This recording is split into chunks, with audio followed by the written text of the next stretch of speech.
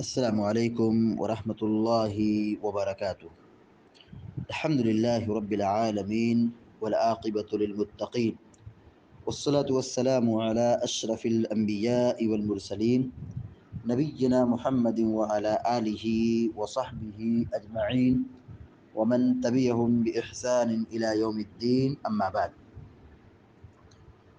فعن أبي هريرة رضي الله تعالى عنه قال قال رسول الله صلى الله عليه وسلم: من عرض عليه ريحان فلا يرده فإنه خفيف المحمل طيب الريح، رواہ مسلم۔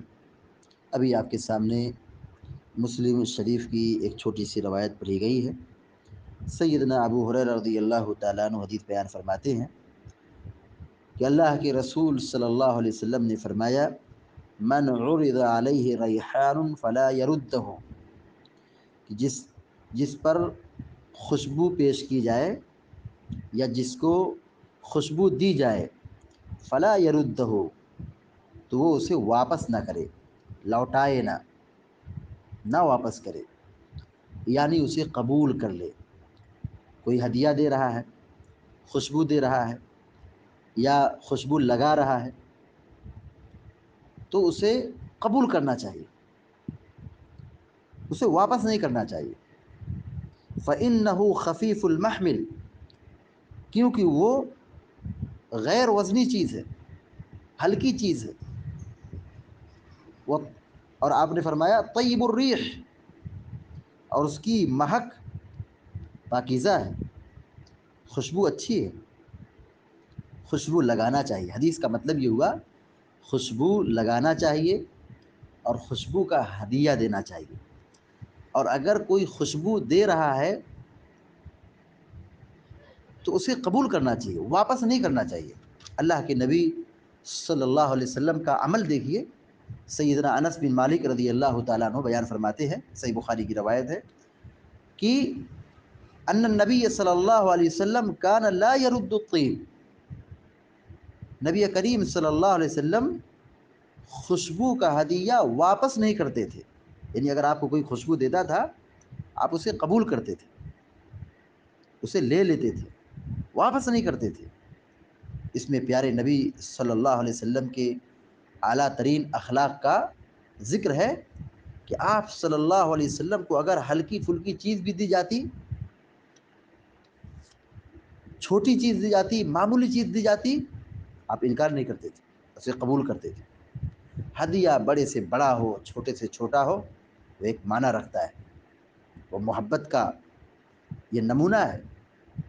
اللہ کے نبی صلی اللہ علیہ وسلم ہدیہ قبول کرتے تھے اور ہدیہ کے بدلہ بھی دیتے تھے۔ تو یہاں دونوں حدیثوں میں یہ تعلیم ہے کہ اگر خوشبو کوئی دے رہا ہے تو اسے واپس نہیں کرنا چاہیے، خوشبو اگر کوئی دے رہا ہے تو اسے قبول کرنا چاہیے۔ دیکھیے ہمارے دین میں نظافت اور صفائی ستھرائی کی کتنی تاکید ہے۔ جہاں خوشبو لگائیں گے وہاں ماحول پرسکون ہوگا، گندگی اور بدبو سے لوگ محفوظ ہوں گے۔ خوشبو لگانا چاہیے، خوشبو کا ماحول بنانا چاہیے، بدبو اور گندگی کو ختم کرنا چاہیے۔ اللہ کے نبی علیہ الصلوۃ والتسلیم خوشبو لگایا کرتے تھے،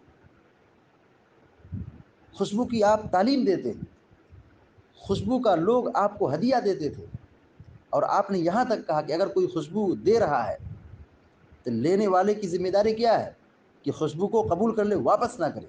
جس کو دیا جا رہا ہے اسے قبول کر لے، واپس نہ کرے۔ تو ہماری اور آپ کی یہ ذمہ داری بنتی ہے کہ ہم خوشبو لگائیں، ماحول کو پرسکون بنائیں، گندگی اور بدبو کو دور بھگائیں۔ سیدنا انس بن مالک رضی اللہ تعالیٰ عنہ کے بارے میں آتا ہے کہ وہ ہر روز اپنی ہتھیلی میں کلائی میں خوشبو لگاتے تھے۔